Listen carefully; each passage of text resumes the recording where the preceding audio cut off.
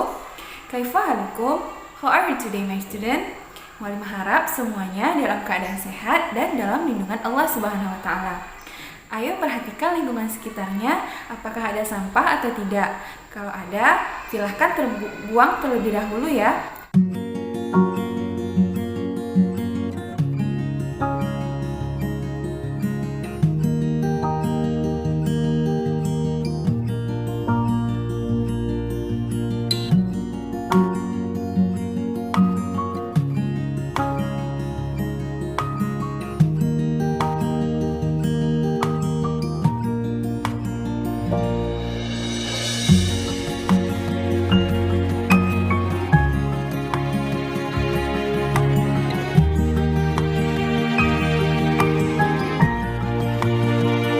Sebelum memulai pembelajaran, marilah kita awali dengan basmalah dan doa belajar.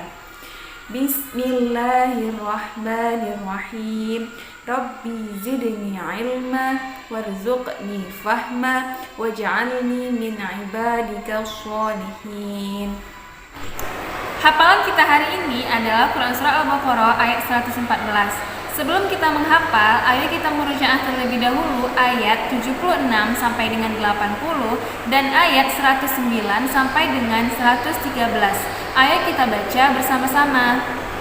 Wa idza laqul ladzina amanu qalu amanna wa idza khala ba'dhum ila ba'din qalu atuhaddithunahum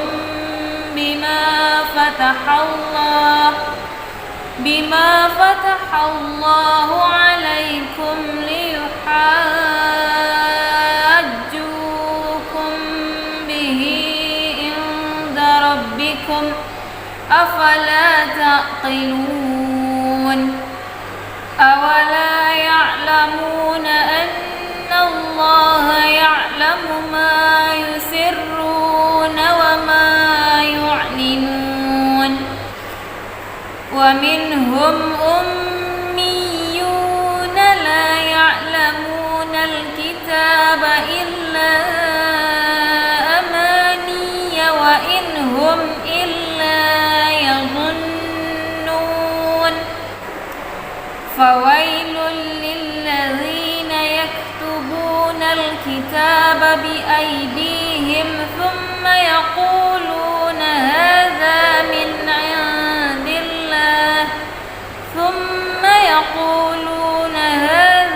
min indillahi liyashtaru bihi thamanan qalila fawailul lahum mimma katabat aydihim wa wailul lahum mimma yaksibun wa qalu lan tamassana an-naru illa ayyaman ma'dudah qul attakhadhtum indallahi 'ahdan falan yukhlifallahu 'ahdahu am taquluna 'ala Allahi ma la ta'lamun wadda katsirun min ahlil kitabi law yaruddunakum min ba'di imanikum kuffara hasadan min 'indi anfusihim min ba'di ma tabayyana lahumul haqq fa'fu wasfahu hatta ya'tiyallahu bi amrihi innallaha 'ala kulli syai'in qadir wa aqimus sholata wa atuz zakah wa ma tuqaddimu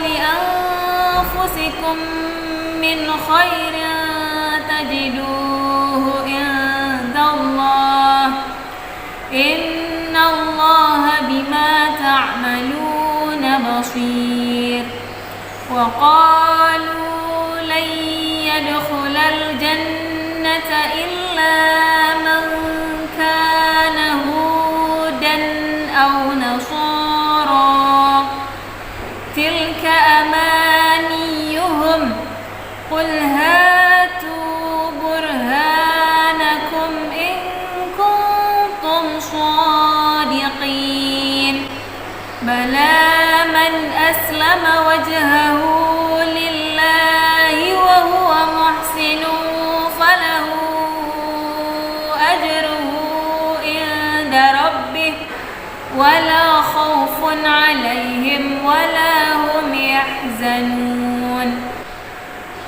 وقالت اليهود ليست النصارى على شيء وقالت النصارى ليست اليهود على شيء وهم يتلون الكتاب كذلك قال الذين لا يعلمون مثل قولهم فالله يحكم بينهم يوم القيامة فيما كانوا فيه يختلفون ومن أظلم ممن منع مساجد الله ومن أظلم ممن منع مساجد الله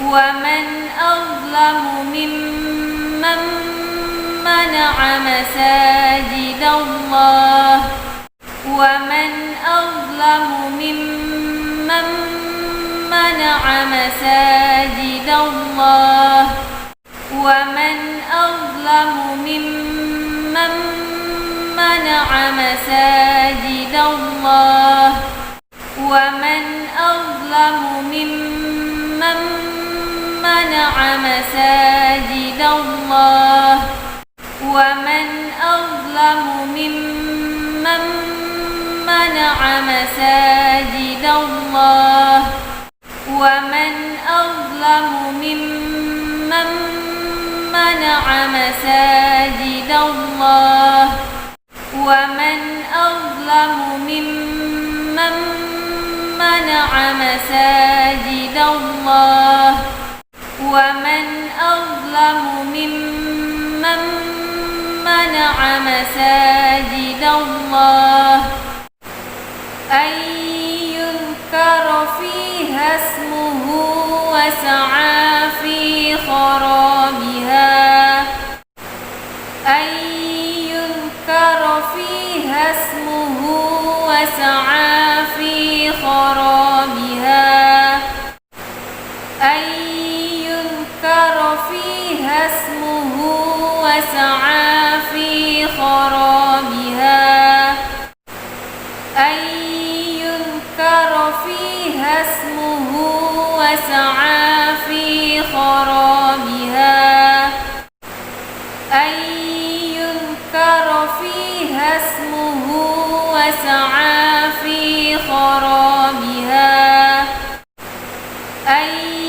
يذكر فيها اسمه وسعى في خرابها أن يذكر فيها اسمه وسعى في خرابها أن يذكر فيها اسمه وسعى في خرابها أن يذكر فيها اسمه وسعى في خرابها أن يذكر فيها اسمه وسعى في خرابها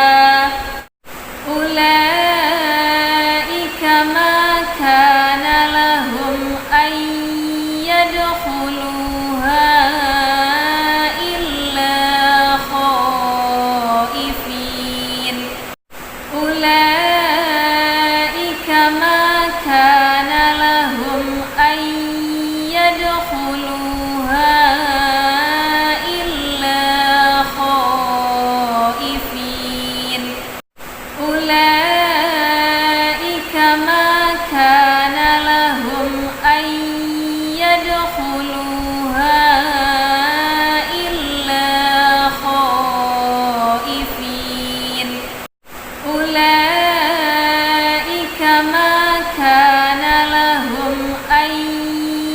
يدخلوها إلا خائفين أولئك ما كان لهم أن يدخلوها إلا خائفين أولئك ما كان لهم أن يدخلوها إلا خائفين أولئك ما كان لهم أن يدخلوها إلا خائفين أولئك ما كان لهم أن يدخلوها إلا خائفين أولئك ما كان لهم أن يدخلوها إلا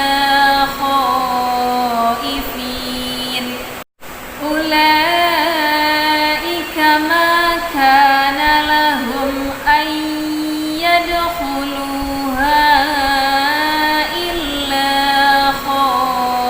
خائفين لهم في الدنيا خزي ولهم في الآخرة عذاب عظيم لهم في الدنيا خزي ولهم في الآخرة عذاب عظيم لهم في الدنيا خزي ولهم في الآخرة عذاب عظيم لهم في الدنيا خزي ولهم في الآخرة عذاب عظيم لهم في الدنيا خزي ولهم في الآخرة عذاب عظيم لهم في الدنيا خزي ولهم في الآخرة عذاب عظيم لهم في الدنيا خزي ولهم في الآخرة عذاب عظيم لهم في الدنيا خزي ولهم في الآخرة عذاب عظيم لهم في الدنيا خزي ولهم في الآخرة عذاب عظيم لهم في الدنيا خزي ولهم في الآخرة عذاب عظيم ومن أظلم ممن منع مساجد الله أن يذكر فيها اسمه وسعى في خرابها أولئك ما كان لهم أن يدخلوها إلا خائفين لهم في الدنيا خزي ولهم في الآخرة عذاب عظيم ومن أظلم ممن منع مساجد الله أن يذكر فيها اسمه وسعى في خرابها أولئك ما كان لهم أن يدخلوها إلا خائفين لهم في الدنيا خزي ولهم في الآخرة عذاب عظيم ومن أظلم ممن منع مساجد الله أن يذكر فيها اسمه وسعى في خرابها أولئك ما كان لهم أن يدخلوها إلا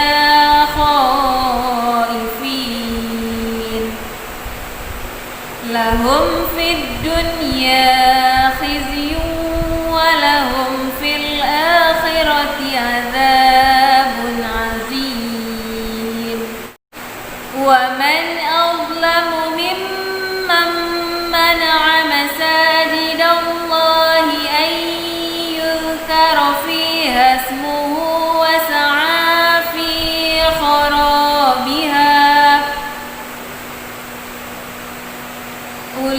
أولئك ما كان لهم أن يدخلوها إلا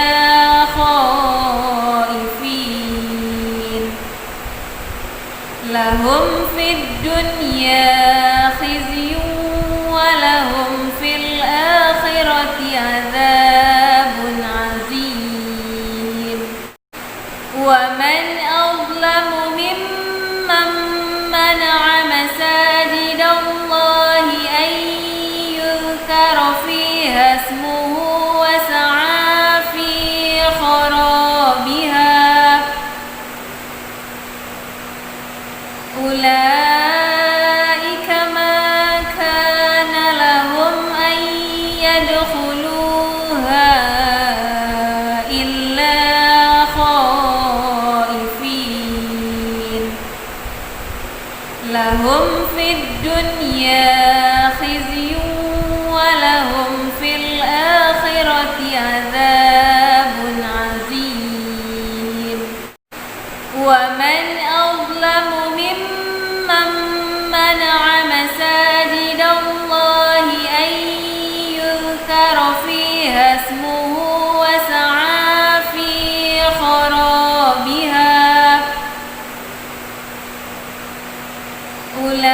أولئك ما كان لهم أن يدخلوها إلا خائفين لهم في الدنيا خزي ولهم في الآخرة عذاب عظيم ومن أظلم ممن منع مساجد الله أن يذكر فيها اسمه وسعى في خرابها أولئك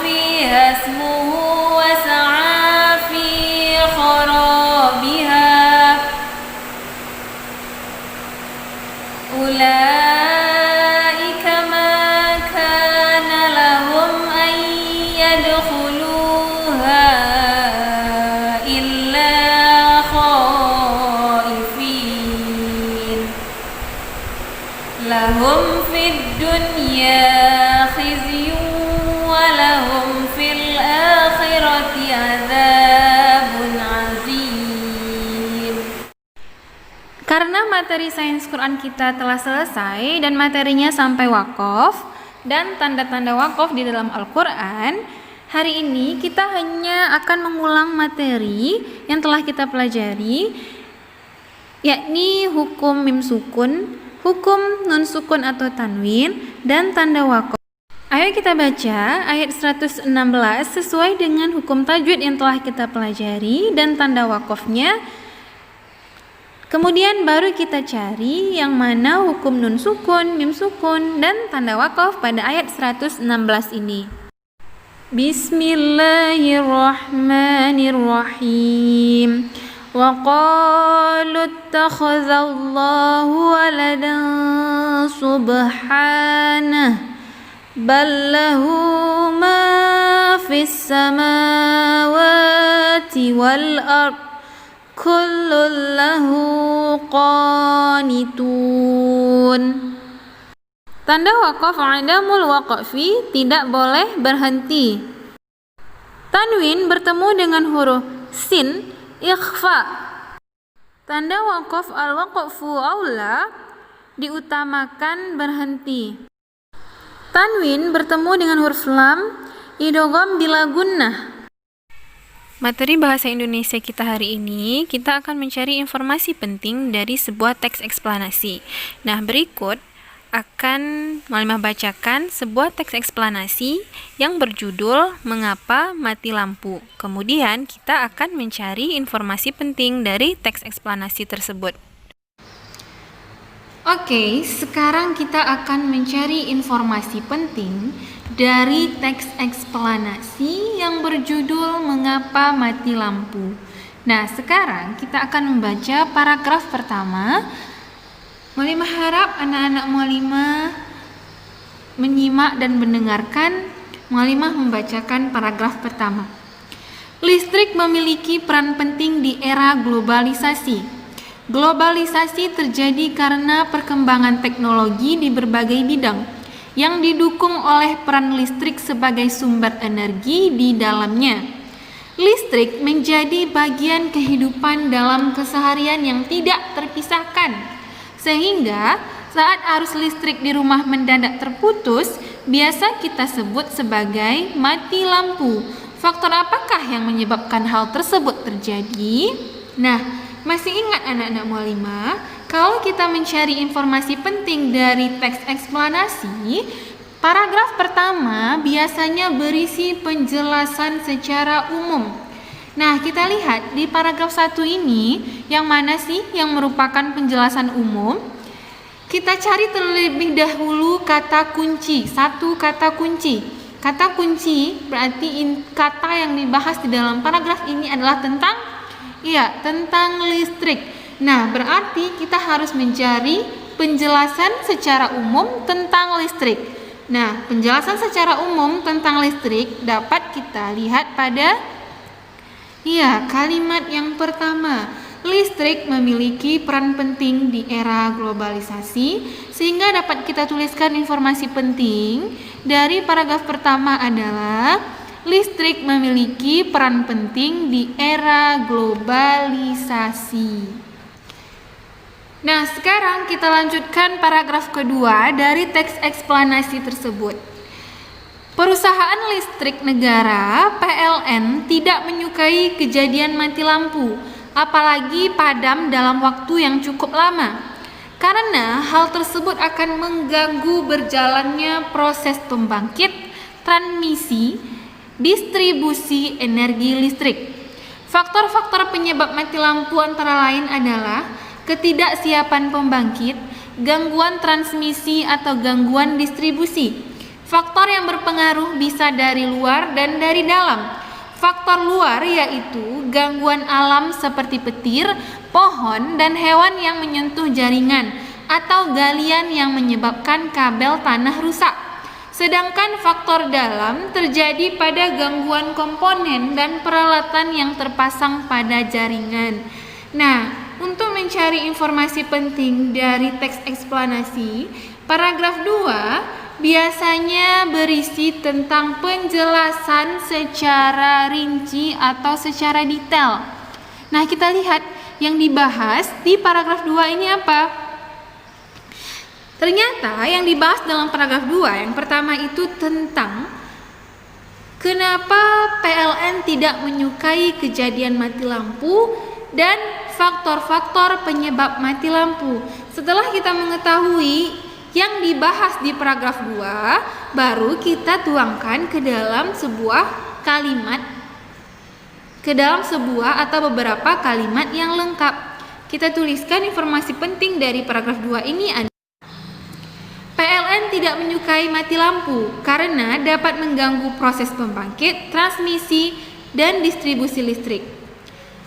Faktor penyebab mati lampu yaitu ketidaksiapan pembangkit, gangguan transmisi atau gangguan distribusi. Faktornya bisa dari luar yaitu gangguan alam seperti petir, pohon, dan hewan, serta faktor dalam seperti gangguan komponen dan peralatan pada jaringan. Nah, dari paragraf 2 tadi, setelah kita tahu apa yang dibahas, kita tuliskan dengan lengkap apa yang dibahas di dalam paragraf 2 tadi, sehingga kita dapat informasi penting dari paragraf kedua tersebut. Nah, kita masuk paragraf yang ketiga atau paragraf yang terakhir. Biasanya paragraf yang terakhir ini berisi kesimpulan atau harapan si penulis terhadap pembaca. Sebelum kita mencari kesimpulannya atau harapan si penulis tersebut, kita baca terlebih dahulu paragraf terakhir ini. Nah, kita sebagai warga masyarakat pengguna listrik tentunya dapat membantu untuk mencegah terjadinya faktor luar guna menghindari terjadinya mati lampu. Mari kita bersama-sama ikut menjaga keberadaan listrik di tengah kita. Berarti yang diharapkan penulis di sini adalah sebagai warga masyarakat pengguna listrik tentunya kita dapat membantu mencegah terjadinya faktor luar guna menghindari terjadinya mati lampu. Kalimat ini dapat kita ringkas sehingga kita dapatkan informasi penting dari paragraf ketiga adalah warga masyarakat pengguna listrik sebaiknya membantu mencegah faktor luar agar tidak terjadi mati lampu. Nah, hari ini kita akan mengulang materi tentang preposition atau kata depan. Yang pertama kita mulai dari in dan on. Nah, kapan kita gunakan kata depan in dan kapan kita gunakan on? Yang pertama ada fungsinya sebagai transportasi. Ketika kita menggunakan transportasi yang tidak terlalu banyak penumpang, yang tidak terlalu memuat banyak penumpang, kita gunakan in. Contohnya in the car. Kalau yang on, kita gunakan fungsinya juga untuk transportasi sama, namun on ini adalah untuk transportasi yang memuat banyak penumpang. Contoh, on the train, kereta api. Kemudian fungsinya lagi itu untuk posisi. Posisi di sini ada dapat kita artikan in ini di dalam apabila benda tersebut atau yang memiliki ruang. Kalau on ini di atas, berarti contohnya yang di dalam in the back. Kalau di atas berarti kalau lantai kita berada di atas lantai. Berarti kita tulis on the floor.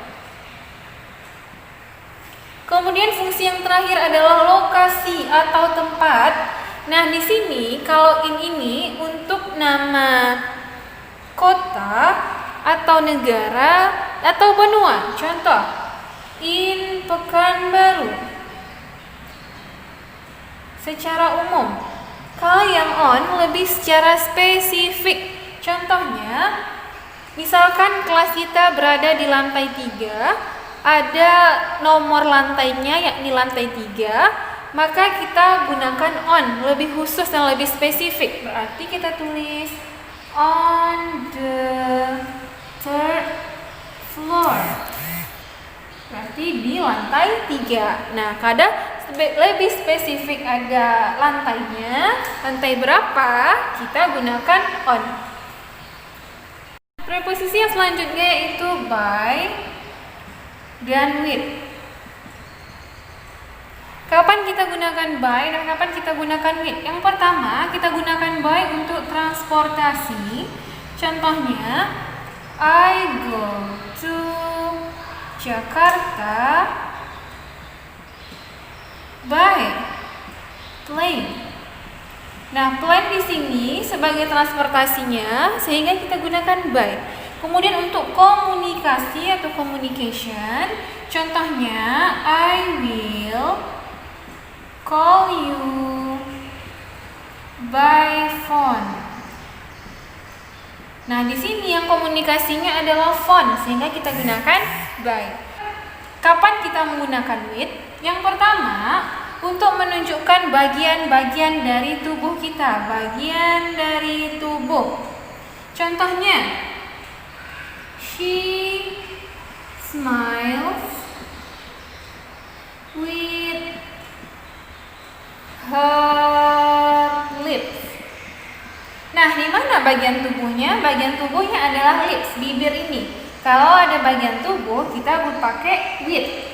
Kemudian untuk yang alat-alat kayak sapu, pena, kain pel, dan sebagainya, kita gunakan with juga. Contoh, I clean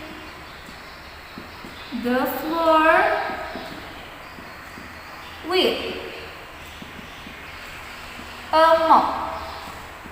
Nah, di mana alatnya? Alatnya adalah ini, a mop, kain pel. Makanya kita gunakan with. Kemudian preposisi selanjutnya yaitu to. Nah, to ini yang kita gunakan adalah yang berarti ke. Ada arah atau tujuan tertentu.